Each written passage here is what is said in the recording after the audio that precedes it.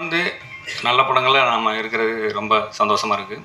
இந்த படத்தில் வந்து இந்த டோரா பட டைரக்டர் தாஸ் அவர் தான் நடிக்கிற மாதிரி இருந்தது. அவர் தான் கால் பண்ணி இதில் ஒரு ரோல் இருக்குது தம்பி பண்ணுங்கன்னாரு. அப்புறம் வந்து டைரக்டரை ஸ்பாட்டில் பார்த்தோன்னே ஓகே பிரதர்னாரு. இதில் ஒரு வந்து ஸ்போர்ட்ஸ் ஆஃபீஸில் வேலை பார்க்குற ஒரு அக்கௌண்ட்ஸாக நடிச்சிருக்கேன்.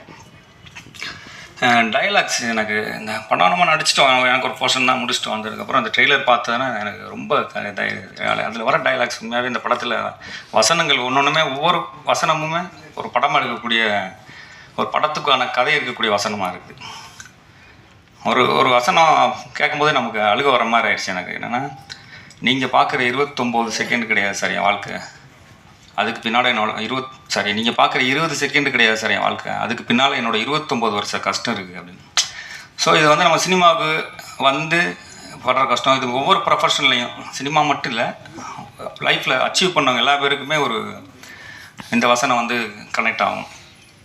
அப்புறம் வந்து ஒரு வீட்டில் உட்காந்து அவங்க சொல்லுவாங்க, நீங்கள் 2 பேரும் போய் நிம்மதியாக ஒரு வீட்டில் தூங்குற வரையும் இந்த கஷ்டம் தொடரும் பண்ணுவாங்க. இது மாதிரி வசனம் ஒவ்வொரு வசனம். இப்போ இந்த இவங்க மேடம் பேசக்கூட வசனம் சொன்னாங்க, உன் தலைமுறையிலே வாழ்க்கை மாறிடணும்பா.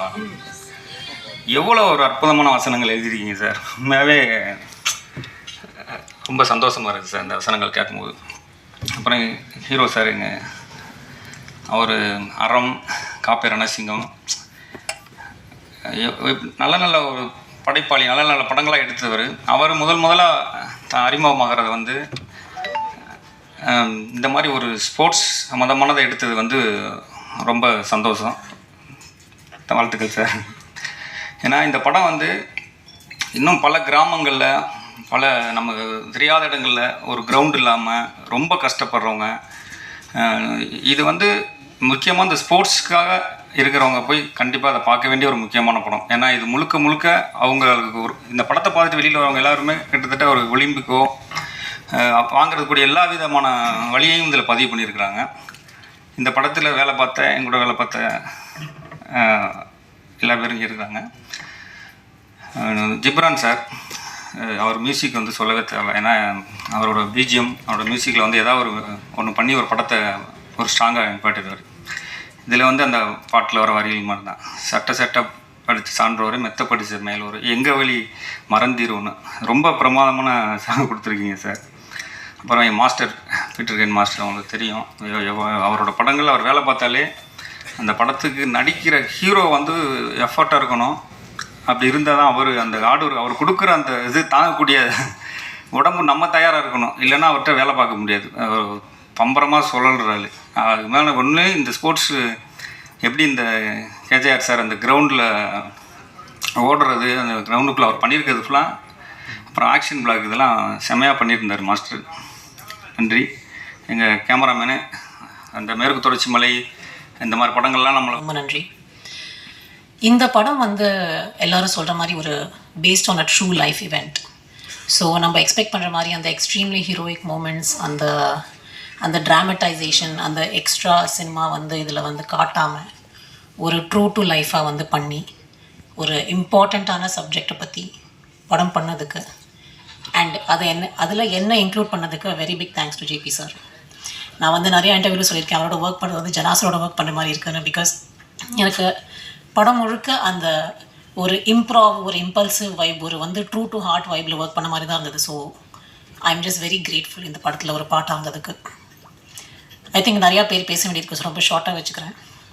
நான் வந்து கேஜிஆர் சார் பண்ணுறாருன்னு என் ஃப்ரெண்ட்ஸ் கிட்ட சொன்ன போது, like is it the same KGR, water transformation. இவங்களாம் வந்து 5 வருஷம் ஜிம் போனவங்க. ஸோ அவங்களாம் வந்து கொஞ்சம் லைட்டாக நீங்கள் ரொம்ப ஃபீல் பண்ணியிருப்பாங்கன்னு நினைக்கிறேன். நீங்கள் பண்ண ஹார்ட் ஒர்க் பார்த்து, ரிசல்ட்டை பார்த்து, it was very impressive. And Peter Hein master, நான் வந்து நினச்சி பார்க்கல இந்த மாதிரி ஒரு பர்சனோட எனக்கு ஒர்க் பண்ண சான்ஸ் கிடைக்கும்னு. அண்ட் ஐ திங்க் இவரோட ஒரு படம் பண்ண ஒரு 5 படம் பண்ண மாதிரி, வெரி வெரி ஃபேண்டாஸ்டிக். எல்லாரையும் சொல்லணும், கிப்ரான் சார் சொல்லவே தேவையில்லை, ஹீ இஸ் ஃபேபியுலஸ். இந்த பிளேலிஸ்ட் தான் எனக்கு லூப்பில் ஓடிட்டுருக்கு இப்போது. பட் நான் படத்தில் ஒரு டைலாக் சொல்லியிருப்பேன், கடைசியில் நீங்கள்லாம் பார்த்தப்போ எங்களுக்கு உங்களை விட்டால் யார் இருக்காங்கன்னு. அதே மாதிரி இந்த படத்துக்கு உங்களை விட்டால் யார் இருக்காங்க. நீங்கள் வந்து இது வரைக்கும் சூப்பராக சப்போர்ட் பண்ணியிருக்கீங்க எங்களுக்கு. அண்ட் எஸ்பெஷலி இந்த மாதிரி young producers Arun, Prashanth, Ajith, where is Prashanth, yeah Arun, Prashanth, Ajith, இந்த மாதிரி யங் ப்ரொடியூசர்ஸ் வந்து ஒரு ரொம்ப சீரியஸான சப்ஜெக்ட் மக்களுக்கு போக வேண்டும்னு ஒரு ரொம்ப சினிமேட்டிக்காக கமர்ஷியலாக சும்மா like punch of songs, punch of item நம்ம இதெல்லாம் பண்ணாமல் ஒரு முக்கியமான சப்ஜெக்டை எடுத்து சொல்கிறதுக்கு அந்த படம் ஹிட் ஆகணும். அது ஹிட் ஆச்சுன்னா தான் மறுபடியும் நல்ல படங்கள் வரும். அண்ட் நீங்கள் எப்போவுமே நல்ல படங்களுக்கு சப்போர்ட் பண்ணியிருக்கீங்க, நான் பண்ண எல்லாத்துக்கும் நீங்கள் சப்போர்ட் பண்ணியிருக்கீங்க. அண்ட் ஐ ஹோப் தட் நீங்கள் இந்த படத்தை பார்த்து உங்கள் ஹார்ட்டை டச் பண்ணி எங்களையும் ரொம்ப நல்லா சப்போர்ட் பண்ணீங்கன்னு நம்புகிறேன். Thank you very much. வேறு எதுவுமே கிடையாது. நான் எப்போவுமே எனக்கு வந்து பயம், ஒரு வேலை மீது பயம் இருக்கிற வரைக்கும் தான் நான் கிரியேட்டராக இருக்க முடியும்னு நம்புவேன். என்றைக்கு அந்த பயம் போய் அலட்சியம் வருதோ அன்றைக்கி நான் ஒதுங்கிடணும்னு நம்புகிற ஆள்னா. அந்த மாதிரி தான் விஸ்வாவை நான் உள்ளே கொண்டு வந்தப்போ வந்து ப்ரொடக்ஷனுக்கு கொஞ்சம் பயம் இருந்துச்சு. சரி ஓகே. அதே நேரத்தில் ஹீரோவும் வந்து ஒரு சின்ன டெஸ்ட் ஷூட் பண்ணணும்னு ஆசைப்பட்டார்.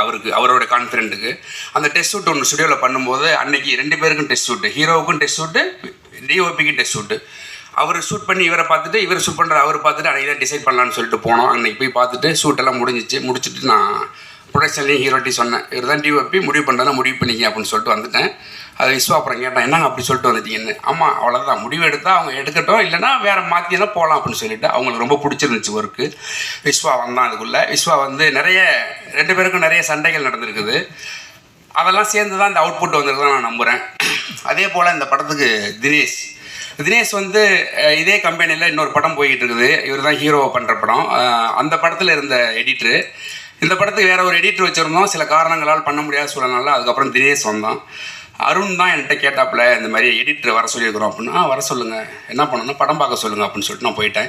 அப்புறம் படம் பார்த்துட்டு தினேஷ் வந்து பார்த்துட்டு, முதல்ல உனக்கு கதை பிடிச்சிருந்தா ஒர்க் பண்ணுப்பா, இல்லைன்னா ஒர்க் பண்ணாதப்பா அப்படின்னு நான் சொன்னேன். அவன் மூஞ்சை இறங்க பார்த்தான், என்ன இருந்தாலும் இப்படி பேசுகிறான்னு. அப்போ கதை பார்த்து முடித்ததுக்கப்புறம் தினேஷ் வந்து, இல்லை நான் இந்த படம் நான் பண்ணுறானே அப்படின்னு சொன்னான். திரும்பவும் சொல்கிறேன், எனக்காகவோ கம்பெனிக்காகவோ பண்ண வேண்டாம், உனக்கு கதை பிடிச்சிருந்து ஒர்க் பண்ணு. ஏன்னா நான் வந்து ஒரு வேலை செஞ்சேன் அப்படின்னா அது யாருக்காகவும் செய்ய மாட்டேன், நான் எனக்காக மட்டும்தான் செய்வேன். என்னோடய ஏடிஸும் அப்படி தான் இருப்பாங்க. எனக்கு திருப்திப்பட்டால் மட்டும்தான் அது வேலைன்னு நான் நம்புவேன். அந்த மாதிரி கேட்டப்போ அவன் பண்ணுறேன்னு சொல்லி வந்தப்போ எனக்கு ஒரு பெரிய சவால் இருந்துச்சு. நான் கிட்டத்தட்ட வந்து ஒரு 4 மணி நேரம் 20 நிமிஷம் ஃபுட்டேஜ் வச்சுருந்தேன் ரஃப் கட் பண்ணி. எனக்கு நான் பெத்த பிள்ளையை அடிக்கவே முடியாதுல்ல, எங்கேயுமே கட் பண்ணவே தோணலை. 4.5 நிமிஷம் பார்த்தா இண்டஸ்ட்ரி விட்டு அனுப்பிடுவாங்க. அப்போ என்ன பண்ணுறதுங்கும் போது அந்த பழைய எடிட்டர் இந்த உலகத்துக்குள்ளே எனக்கு போக முடியலை சொன்னார். அது ரொம்ப புதுசாக இருந்துச்சு. அப்புறம் தான் தினேஷ் வந்து எப்படி கட் பண்ணலான்னு கேட்டான். நீ தானே எடிட்டர், நீ கட் பண்ணி காட்டுப்பா அப்படின்னேன். ஒரு வருஷம் கட் பண்ணி காமிச்சான். அன்றைக்கி தான் என் பொண்டாட்டிட்டு வந்து நான் சொன்னேன், படம் நல்லா வந்துருண்டி அப்படின்னு. அவ்வளோ ஹோப் கொடுத்தான் தினேஷ். ஃபஸ்ட்டு படம், ஆல்ரெடி ஒரு படம் பண்ணிக்கிட்டு இருக்கிறான் அந்த கம்பெனியில். ஆனால் இது ஃபஸ்ட்டு ரிலீஸ் ஆனதுனால இது ஃபஸ்ட்டு படம். ஆனால் கமிட் ஆனது அந்த படம் தான். தினேஷ் அப்படி தான் இதுக்குள்ளே வந்தது. தினேஷ் வந்து ரொம்ப ஹோப் கொடுத்தான். நிறைய இடங்களில் என் பேச்சை மீறி நடந்துச்சு சில விஷயங்கள். பட் அது எல்லாமே இப்போ நல்லதாக நடந்ததுனால நம்ம அதை பற்றி பேச வேண்டாம்.